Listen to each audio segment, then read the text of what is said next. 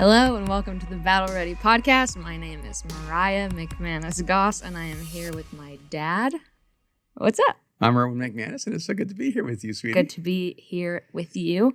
You're sitting in Aaron's chair? I am sitting in Aaron's chair. I'm honored. I am your guest host today. That's awesome. I am very nervous and it's going to be great. It's gonna be good. We're just talking. Hold on, before we jump in. It's anything? I have to say that your book is coming out, The Genius of Jesus, September 14th. So pre-order it anywhere you pre-order books. Get it. It's going to be amazing. We're so excited. We're getting ready for that. I'm so excited, and thank you for highlighting that. The Genius of Jesus, September 14th. You can pick it up by, anywhere like barnesandnobles.com or amazon.com or any outlet or any bookstore that still exists. Wow. Yeah. If you know of one, definitely go there. We're so excited. We're proud of you. I'm ready to read it. Oh, thank you. I'm excited. I'm really excited about the dedication. What is tell me about that? Well, the dedication is, the book is dedicated to my sweet little Juno Boogie, McManus Goss. Cute. Your little sweetheart. Yes. Who is now, 6 weeks old? 6 weeks old. I have a baby. What's it like to be a mom now? It's terrifying and fun. It's way more fun than I thought. And people try to scare you before you have a baby. And I can honestly say that it is scary, but it's really fun. And right. she's smiling a lot now and making all sorts of sounds. And that's awesome. Now you married a drummer who was in a band called Laney, Jake. So 2 questions. What kind of dad is he? And anything surprise you about the way he's related to Juno in the first 6 weeks? What kind of dad is he? He is so far the dad who, the second she cries, must pick her up and must make sure that she's okay. And I'm the opposite. I'm like, let her cry it out. She has to sleep eventually. So he's very, very sensitive, which is not very surprising. Attentive, very tender, sweet. That's how he is as a husband. It is who he is through and through, and it is who I am through and through. So we have not changed one bit. I'm surprised that he connected with her so soon. He just loves her. He watches the playoffs ever since she was born. They started like the day she was born, so we have been watching every second. She just lays there with him, and they watch sports. Were you watching basketball in the hospital? Yes. So you're in the hospital having a baby, and you're watching the NBA playoffs. Literally we were there like 4 days. Every second of those 4 days, we watched the NBA playoffs. That's commitment. That's commitment. It is. I love that. and I know you've always been a Suns fan. I have always been a Suns fan. I mean, pretty much all your life. I would take you to Clipper games, and you love the Clippers. I'm a Clippers fan first, but then Suns second. But you always loved the Suns, all the way back to Steve Nash. I loved Steve Nash. Yeah, but now it seems like you love a guy named Booker. Who doesn't? but I don't really know if you love him because of his basketball skills. He's a great basketball player. He's also fun to watch. Nice to look at. How does Jake feel about that? Oh, he agrees. We have the same NBA crushes. All right, that's good.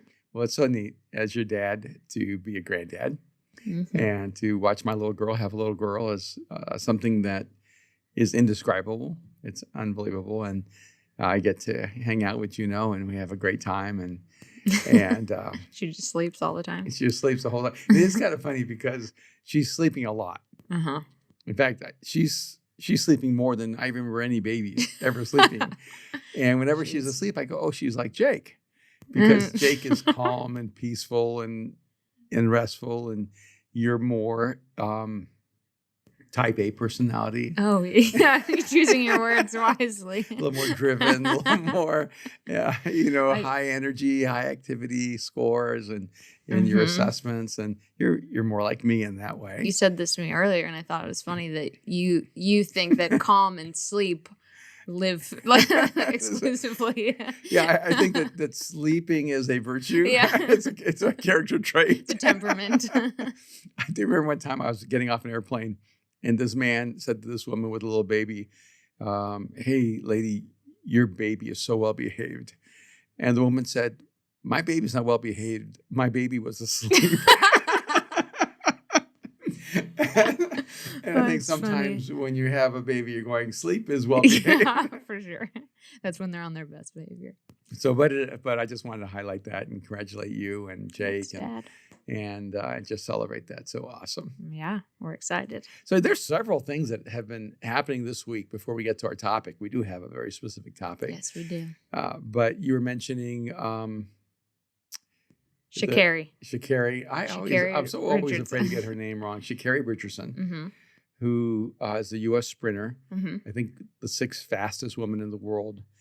And she was just banned from the Tokyo Games for smoking weed. For testing positive. Yeah. For weed. For marijuana. And you brought that up. What are your thoughts on this?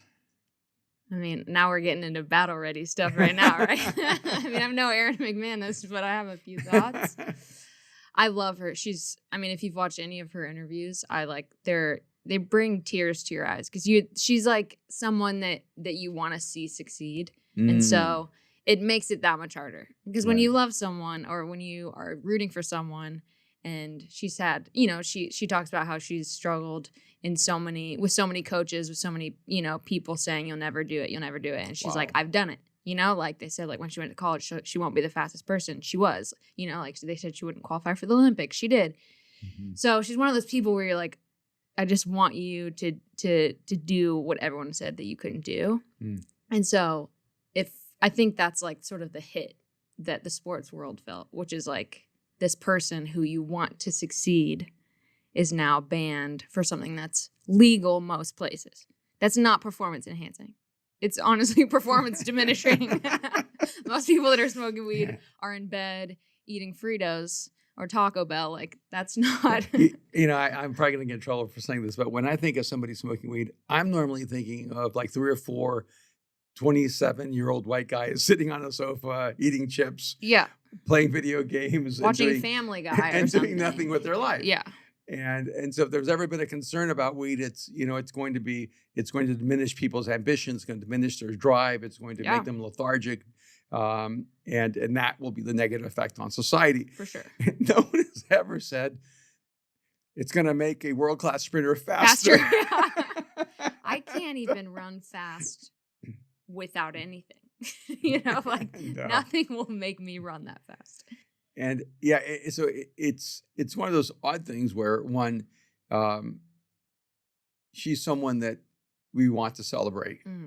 And she makes you want to celebrate her. Yeah. And it doesn't matter. Like, it's funny, like, because so many barriers are broken with her. I mean, she's a woman and she's a celebrity. She's Black. I believe she's lesbian.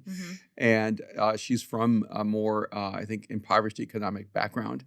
So she's like faced so many challenges in her life. And she has swag. She's so fun. Her hair, the way she just makes herself up. Some people just have that star quality, and she does have that star quality. But sometimes people have star quality and are unlikable. Like, she has star quality and she's really likable. Yeah. And so I all right. So now you're the Olympic committee. What do you do?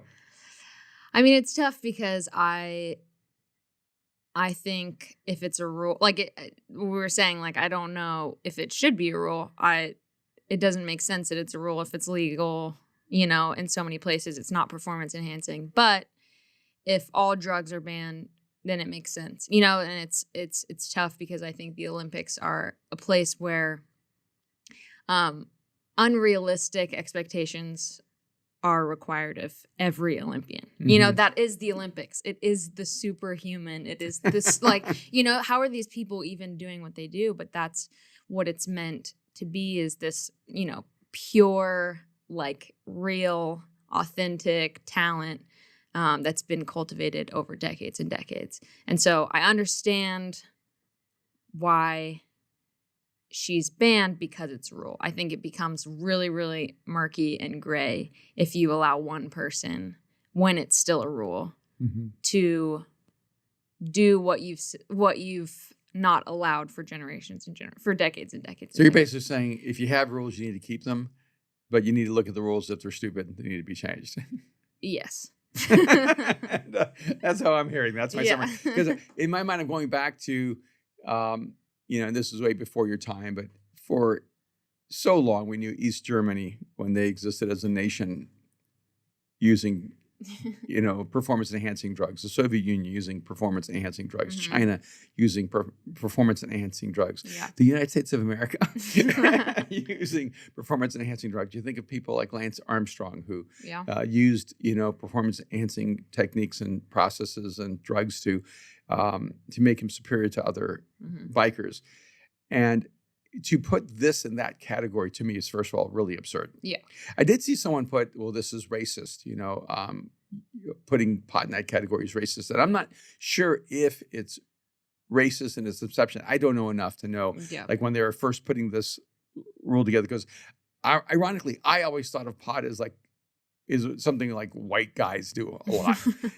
I've never in my mind thought, oh, this is something superhuman athletic, world-class athlete to do, whether they're white or black or whatever. But I do think it's archaic. And then you get a 30-day suspension, which just happens to cover the Olympic Games. This is where I think the spirit of the law needs to be more powerful than the rule of the law. It would have been easy for the Olympic Committee to say, you have a 15-day suspension. She's losing the entire Olympics. You don't get that back. Yeah. The Olympics will not come back for 4 more years or whatever. And she'll be 4 years older. Yeah. And you only get so many shots at the Olympic in your lifetime. To lose that, the penalty seems to me to be too severe. I mean, just to be, honest, totally. And I'm wondering if it had been a different athlete, would they have rethought the situation? Because I look at the NBA and I do think that the way certain athletes, the way the rules are interpreted for LeBron is different. Yeah. The way the rules translated for someone who is not a star. And, and so I have a feeling the Olympic Committee could have been creative enough to find a way around this or something like that. But I do think that's why I hate rules. And so if there are rules, I hold them really harshly, and because I want to get rid of them. And the only way to get rid of bad rules is to hold them. But this is a situation to me where that rule is so antiquated that the committee should have, in a sense, policied itself and said this rule no longer really is applicable. But that requires people to do their job. Yes. and to think. I wonder if on committees like that, it's easier to have blanket rules, easier to lump every, in this case, every drug known to man, regardless of its effect or if it actually enhances anything. Because then if there's exceptions, if you're doing it on a situation by situation basis, it requires you to think, to have systems and processes and people who are in place that can actually take each situation and act accordingly, know? I do think we should note that she has not complained one time. Yeah. Her response was, I'm human. Yeah. I'm you. I just run faster. Yeah. And she said, I know what was required. I know what I did. And that just makes me respect her more. Other people are fighting for her. Other people are advocating on her behalf. Other people are saying it's racist or other people are saying it's stupid. Yeah. And not everything is racist. Some things are just stupid. But I love the fact that she just took responsibility, said, I knew what the rules were. I did it anyway. Yeah. And I knew what the consequences would be if I got caught in this. And I have nothing but respect for her. Yeah.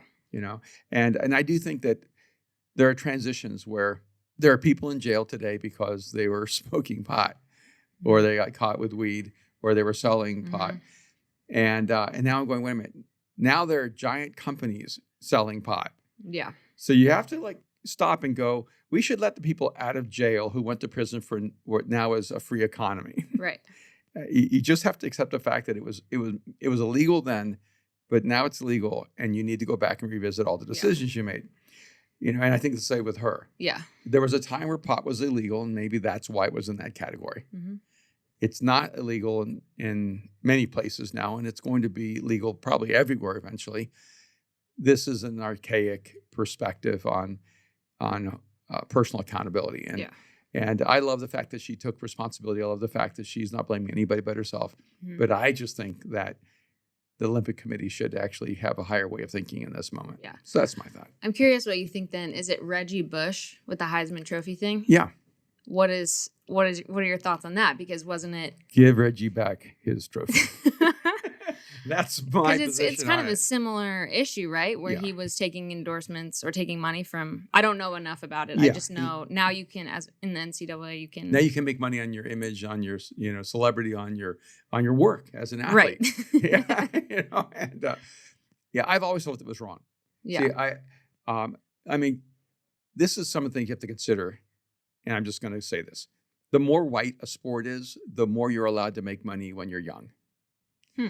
And so tennis has historically been a white sport. You can become a pro tennis player at any age. Yeah, golf. Golf is historically a white sport. You can make money on golf at any age. Mm-hmm. Baseball, before it became more, Dominican and others, it was historically a white sport. You can go to baseball and make money at any age.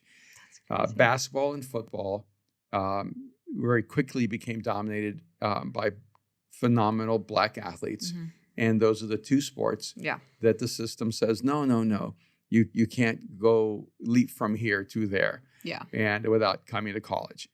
And I'm going, wait a minute. You're telling me Kobe Bryant, Kevin Garnett, LeBron James really should have gone to college. And all right, this country is a capitalist country. This country is built on the right to make money.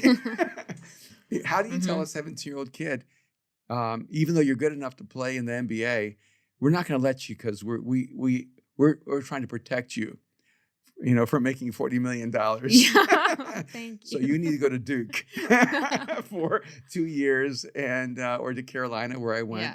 Yeah. And I think those systems they do have some entrenched racism in them, and they need to be revisited at a pretty significant level. So I like this change. And I do think that a part of cultural humility is going, wow, we really made a mistake. Yeah. I keep going in my mind back to what's called prohibition, where the United States decided that alcohol should be illegal. That worked, right? Yeah. and it was during prohibition that really organized crime flourished. That's where the mafia really flourished, because people are going to buy alcohol. And so it's kind of ironic. There was never a scientific moment or a medical moment where they went, oh, we were wrong. Alcohol is really good for you. They just came to us and said, we can't stop it. Yeah. So we might as well tax it. Mm-hmm. And but I look at it now and there's so many things that we try to act like it's a moral decision. It's not. It's just a purely economic decision. Yeah. And the NCAA, football and college basketball created systems to make sure they could keep talent in their schools. And those schools make billions of dollars on those young kids who are not allowed to make a penny. And I have scraping by. Yeah, and I have friends who played for major universities, and they told me I was always hungry. Mm. I didn't have enough money for clothes. Yeah. My mom was starving. My brothers and sisters, were cold in the winter and didn't have clothes and shoes for school. And I'm here playing, at this university. Alabama's making a lot of money on that kid. Yeah. Ohio State's making a lot of money on that kid. And to say that student shouldn't make some money for his hard work, man, in this, I am so capitalistic. Yeah. Kid, go out there. Yeah. And, if you're playing football for Alabama, you make all the money you can on your image and celebrity. So I think this is a great move. And I think Reggie Bush, they just pick people and go, we're going to punish that person as an example. Right. Totally. So many other people did so much more. Yeah. Totally. So, never thought I'd be on the sports episode of that already. Actually, I thought that was a pretty good little session there. But we actually have one topic that we really want to make sure we cover. Yes. It is my brother's birthday. Today. July 9th, 2021. No. When was he born? 1988? 1988. He's exactly 33 years old today. Happy birthday, Aaron. Happy birthday, Aaron. Christopher McManus. So we thought, since he's not technically here, even though he's literally behind that door, 'cause he can't stay. He just walked out. He didn't He want to hear did? what we're going to He say. just Yes, left? he did. Okay, good. Now we can say whatever we want. We want to talk a little bit about Aaron. And We do. This is our little homage to Aaron McManus on this Battle Ready Yes. podcast. Even though it's taken us a while to get to To this get there, to the topic. And do we need to cut this into 2 sections because it's so long? And So yeah, we wanted to talk about my brother, and he really wanted you to do this podcast. He He did. loves when you do it. He wants you to do it more often. the one way that I got here was to talk about Aaron. That's the only reason that I'm here, because I love him and I love celebrating him, and he's such a unique person. And if you've been watching this podcast, you know that he is wildly opinionated, but also really, really deeply thoughtful. And there's a lot that you don't see about Aaron on this podcast, that he's incredibly tender, that he's a great leader. Hi, there he is. That he's an incredible brother, that he's a great son, that he there's just more to him than I think he lets anyone see. Yeah, he's a super loyal friend. He's a super loyal friend. He is really loyal, like mafia level loyal. Yeah. He's was it right? Was it ride or die? Right or die. Really, in the true sense of that. So I'm going to ask you a couple of questions real quick. Okay. I mean, you've never known your life without Aaron. You're No. 3 years younger than him. Mm-hmm. And so you were taller than him for a little season in life. I was. Even though you're 3 years He younger took, than him. he took a while to grow. I hit that growth spurt late. He was very, very small, and you had like a giant. You were a giant up to 4th grade, Yes. and it was a very odd kind of thing. I think he hit his growth spurt in like college. Yeah. And what would you say are some of the ways that you and Aaron are the same? Oh gosh. And then we'll talk about some ways that you guys are different. We're the same in our loyalty. I think I learned that from him, though, that he's a protector. And so I think that we're both protectors. Oftentimes we are protecting people from each other. But I think I've always grown up being protected by him. And there's still, even though I'm his younger sister, there's times where I'm protecting him and times where he's protecting me. And we do it wrong most of the time. But I think at the end of the day, we're protectors, and I learned that from him. Now, we don't use the Enneagram a whole lot, No. but you're both the same Enneagram. Mm-hmm. You're both 8s. Yes. And what are some of the things you see there that you guys are both, because it says that you're both like challengers. Yeah, I don't know a lot about the Enneagram, but yes, challengers, very stubborn, driven, ambitious, will love conflict. Definitely have it in common. We love conflict. But yeah, there's a lot of similarities there. And I think a lot of it comes down to like our convictions. We both are very firm in what we believe. That's, I guess, where the difference is. A lot of times it is the opposite, or we have the opposite routes of getting to the same place. Mm-hmm. And, we both really love our family, Mm-hmm. and I think everything that I am similar to Aaron in, it is because I learned it from Aaron. Mm. He wasn't just my brother. There's a lot of things about being a pastor's kid and not just a pastor's kid, because I don't think every pastor's kid goes through what we went through, Mm-hmm. but your kid specifically, My kids specifically. your kid specifically, that required Aaron to be not just a brother, but in some ways a protector in the way that parents are, Mm-hmm.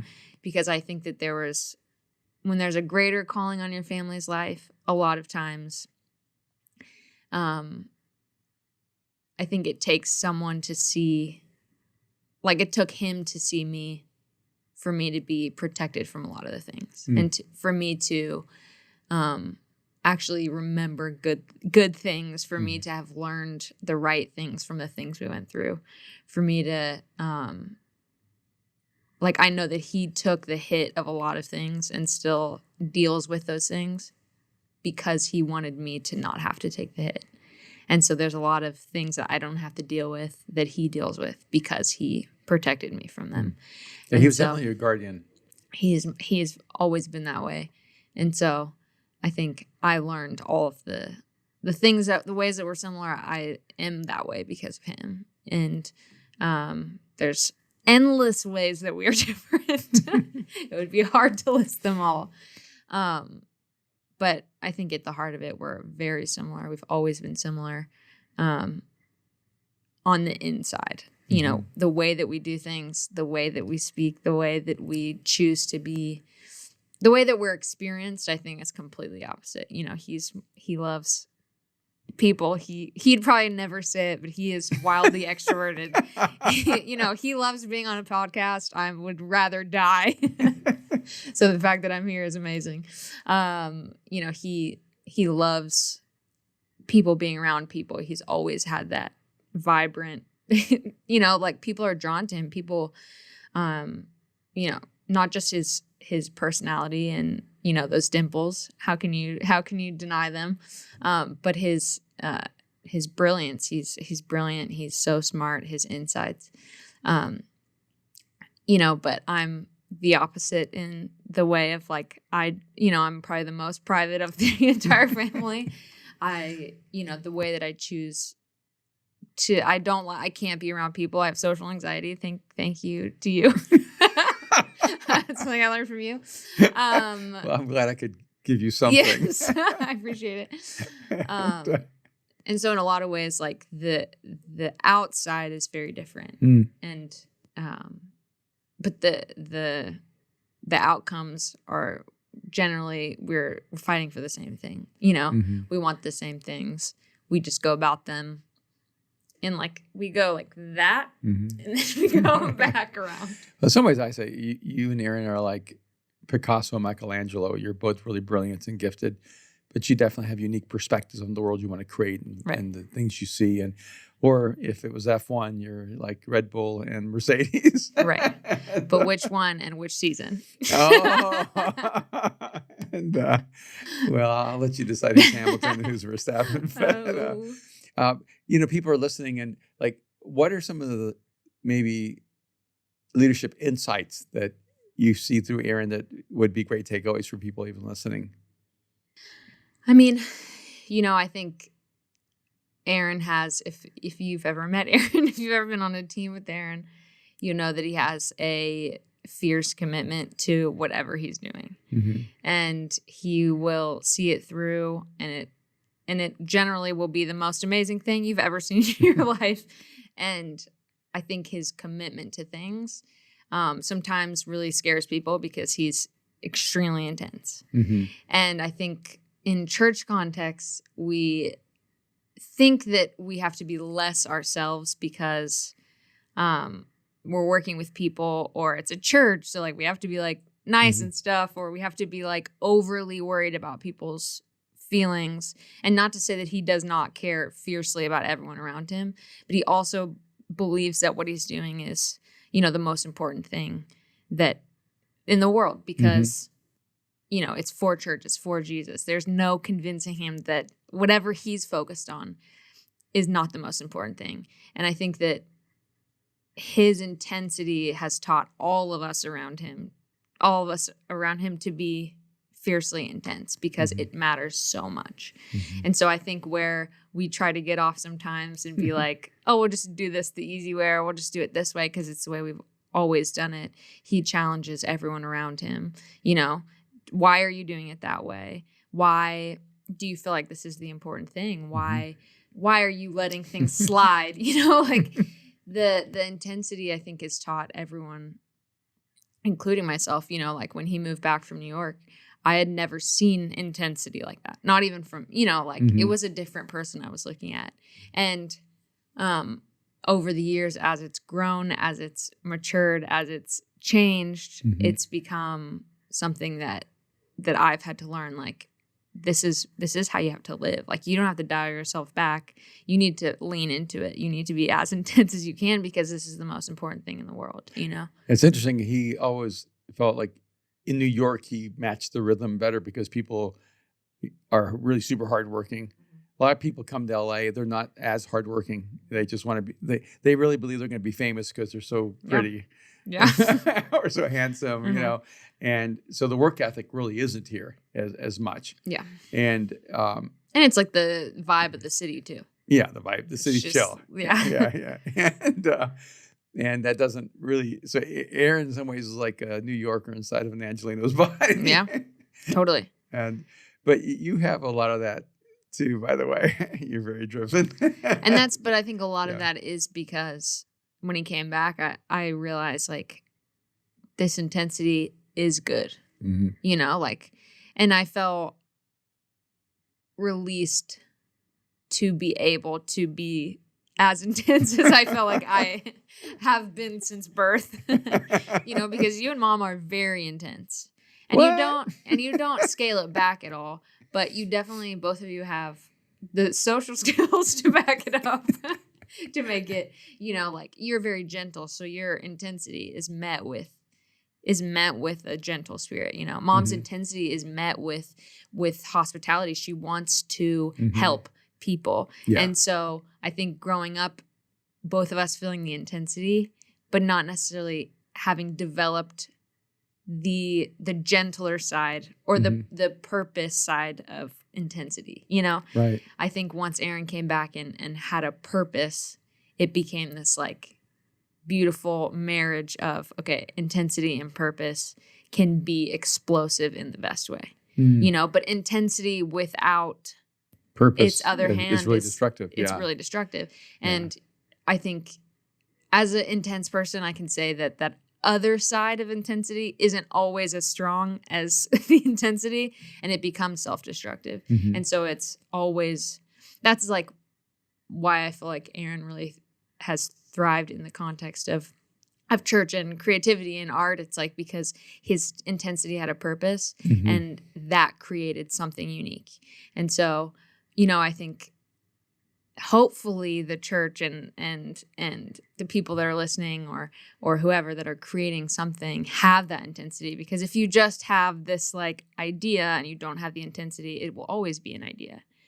But if you only have the intensity, you know, it will become destructive. And I think there's a lot of beauty and you know, untapped potential that comes when you can marry those two things and point it towards something. And I think that's what Aaron is.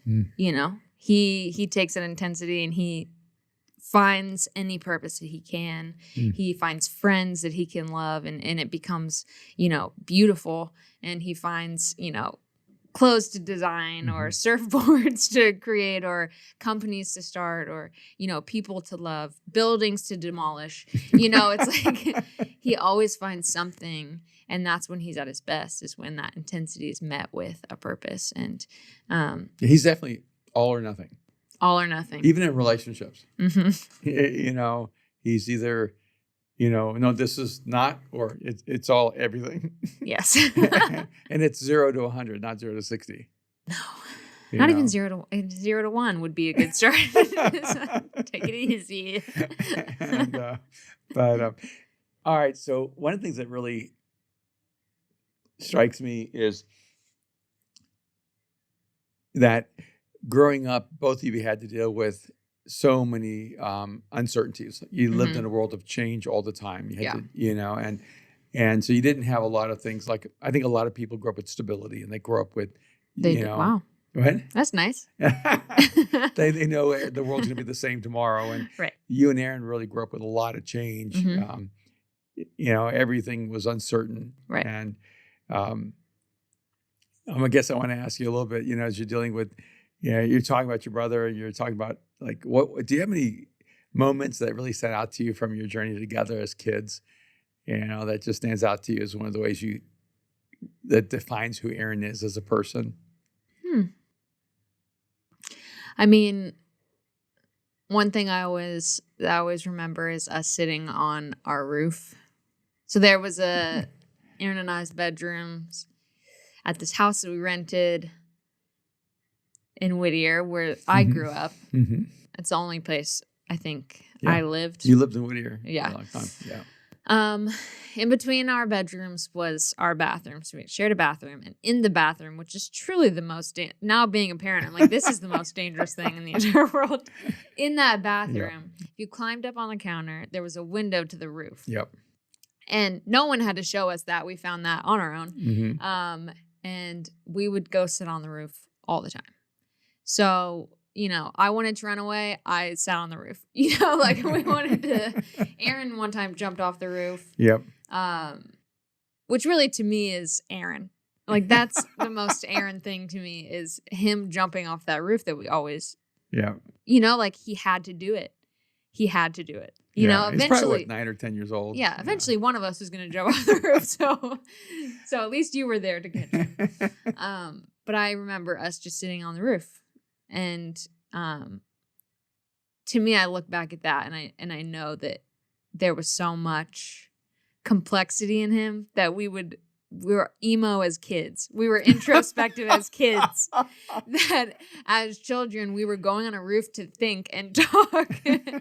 And I think it was always a safe place. Mm-hmm. I think that as kids, like he was always the safe place. We would always go adventure in our neighborhood, which was not a safe neighborhood at the time. Mm-hmm.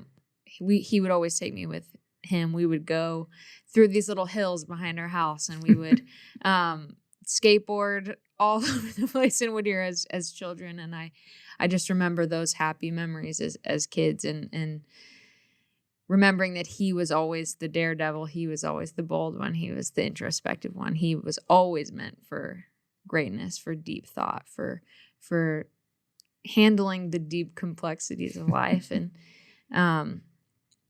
I just have that picture in my head all the time now of us sitting on the roof and climbing out of our bathroom window without our parents knowing, which now is insane. Yeah, it's my first time hearing that.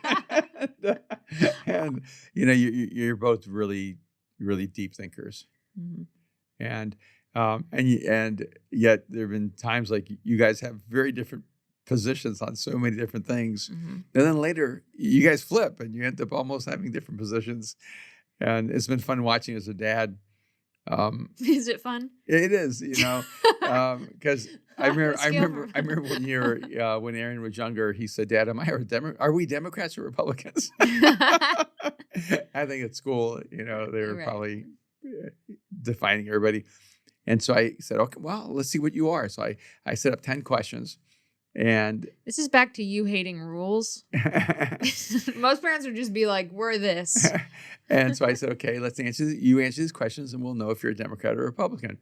So I set it up where I knew he'd answer 5 of them Democrat, and I knew he'd answer 5 of them Republican, 5 of them liberal, 5 of them conservative.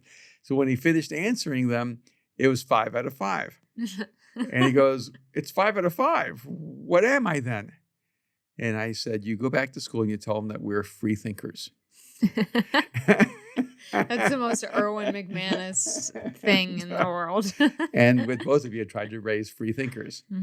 And it's fascinating in our home. A lot of homes, I meet a lot of people and they all think the same way. Yeah. In our family, we really have like a spectrum of different positions and perspective and things. And you learn how to like mutually respect that, which I think is really, really cool. And I'm going to go to something that has nothing to do with this, but you guys had a band for a while called Glare of Rockets. Oh, gosh.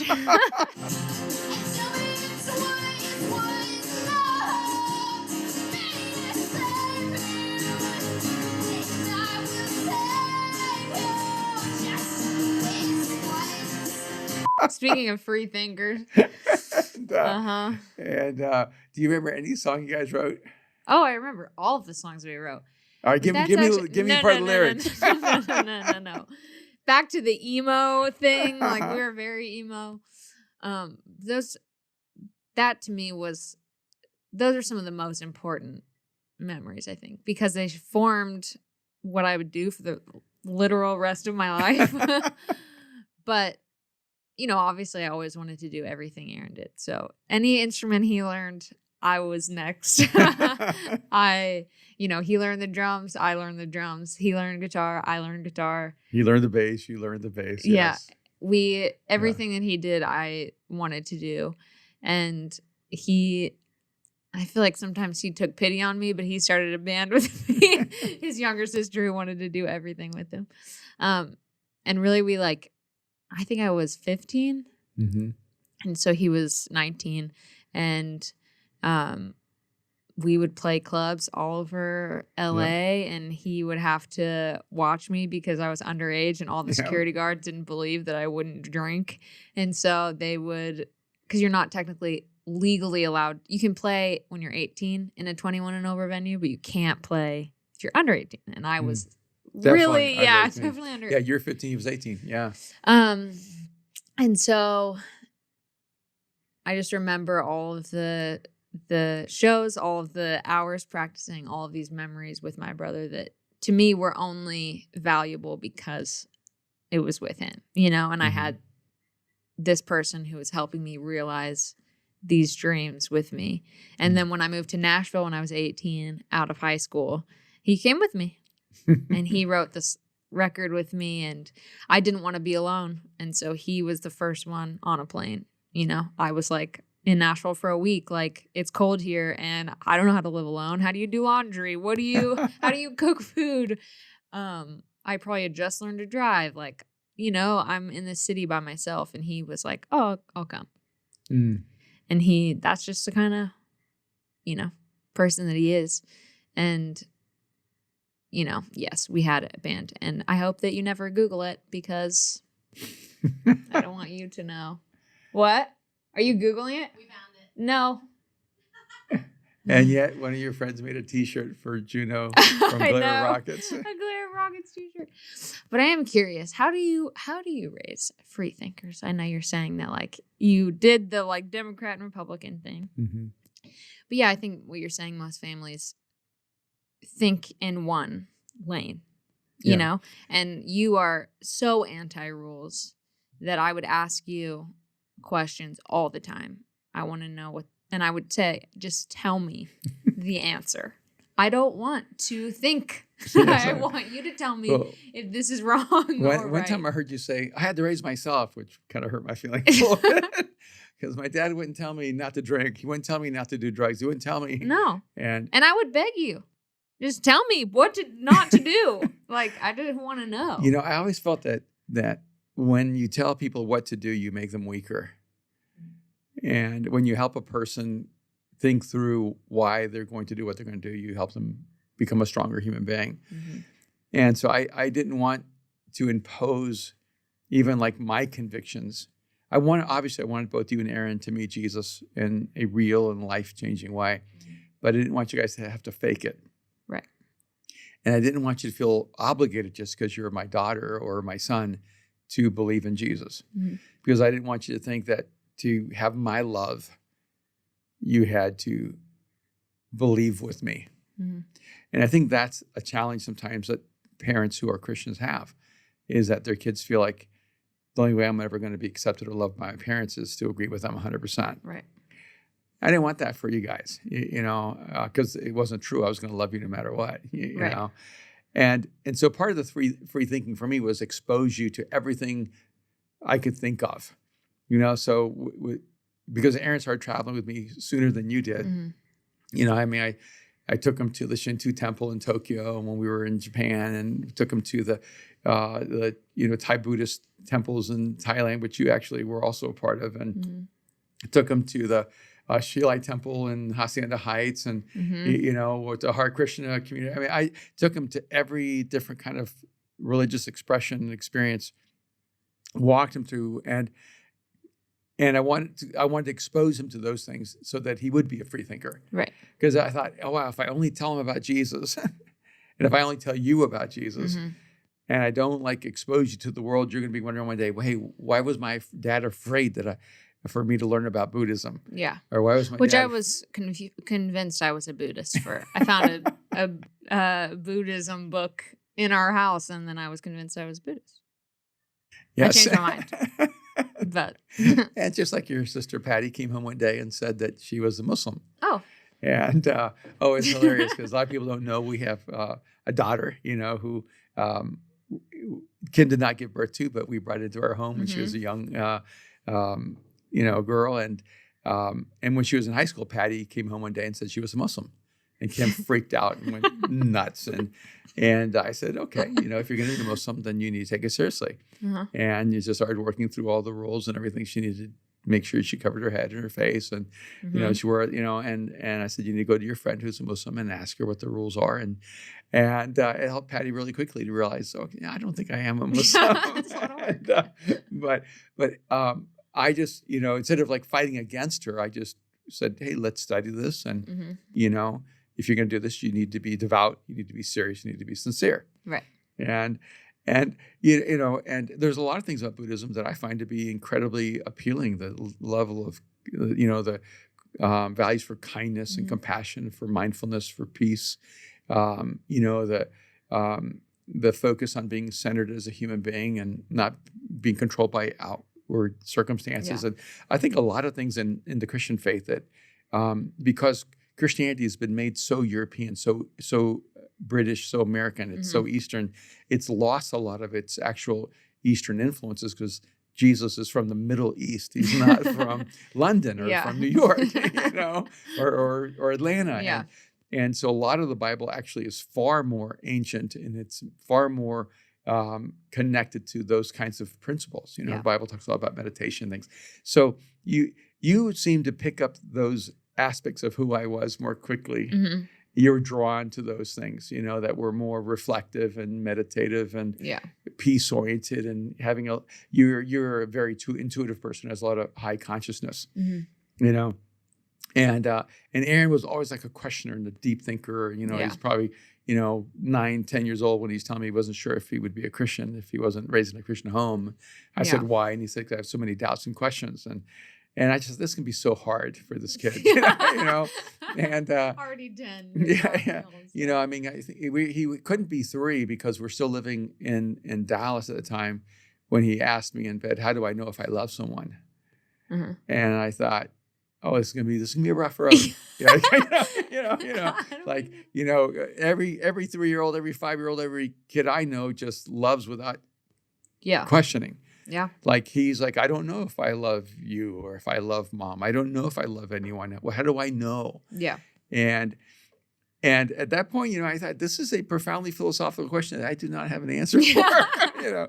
And my answer was, what matters that you know that I love you. And for whatever reason, you and Aaron are both high free thinkers, but you're also you are intensely curious about everything, and you second guess yourself. And I think both of you have that. It's both a positive and negative thing. It's positive in that it keeps you from being so narcissistic and arrogant where you just think you're right. Right. Because you're always second guessing yourself going, was I wrong? Am I wrong? Yeah. At the same time, it can make you a little bit indecisive going, I'm probably wrong. Yeah. And I have that as well. And, but I do know that as a family, and we're going to wrap up, we work best when we're all for each other. Yeah. And when we're interconnected. And we took this assessment called the Strength Finder years ago, and it was when we're able to see I think it's 34 talents. And they don't show you all 34 anymore because everybody looks to see what's their worst. They only show you your top 5. And our top 5s are somewhat similar, somewhat different. You and me and Aaron have very similar. Your mom's a little bit different in hers. But we all had the exact same number 34. And I thought, wait a minute, we have the same bottom one. And by the way, if you don't know the Strength Finder, whatever your number 34 is, that's the talent you don't have. They'll try to tell you it's the talent you have the least, but it just isn't in your... And all 4 of us, our number 34 was the same, and it was harmony. And so we have to realize that harmony doesn't come easy for us. Yeah. It isn't natural. Like, we're not going to just be ourselves and have harmony. Yeah. Harmony is, and we're not even going to be that good at it when we try. Yeah. It's our number 34. Yeah. You know, there are a lot of other strengths we have to go through before we get to that one. And so we have to replace harmony with loyalty. Yeah. You know, because we're just never going to get there. Yeah. You know, and I think that's one thing. And I hate conflict. Yes, you do. You know, so much. It creates it because I have massively high empathy, and one of the things I've had to like reconcile in my life is harmony is not even something I want. Yeah. I just want. I guess what I want is to know we're always for each other. Right. You know, and so that's our real big goal today is happy birthday, Aaron. We love you and we are so for you. Mm-hmm. Can I ask you one question before we end? What's your favorite thing about Aaron? Wow. Can you answer it too? After? Oh, I don't know. Okay. I feel like I've said all of my favorite things about Aaron already. I think my favorite thing about Aaron, and it'd be hard because I actually have a lot of favorite things, you know, about Aaron.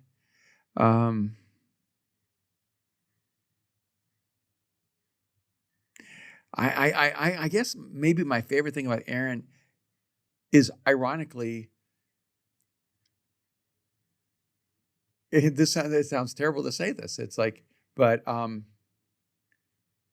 it's how much better I am when he's with me, which seems very self-centered. So I didn't want to say that, but like he brings something into the room and into my life that just makes me want to do more and enjoy life more and risk more and create more.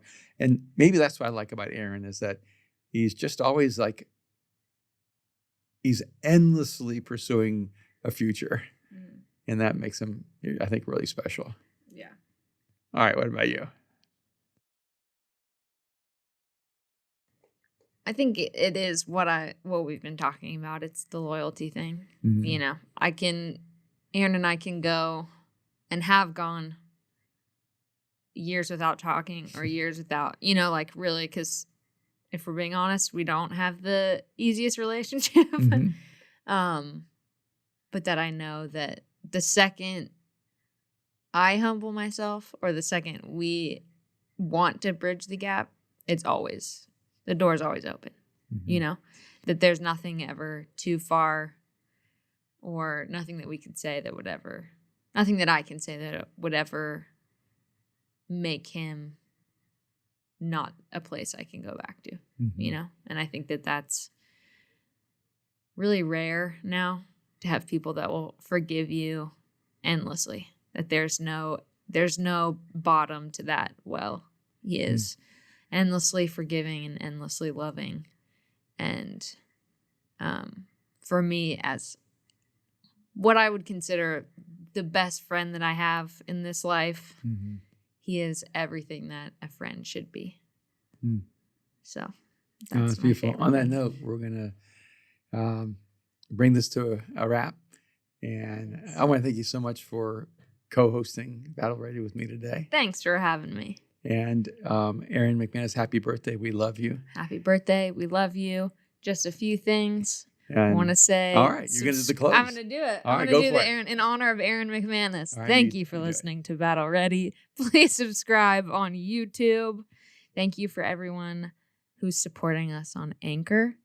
I don't know what that is. That's where people give some of their hard-earned money to help Battle Ready happen. Wow. Yeah. Super thank you for that, for supporting us. Don't forget to rate and review the podcast on Apple Podcasts and pre-order the Genius of Jesus. Awesome. September 14th. All right. Hey, thank you so much. Love you. I love you too, girl. Bye.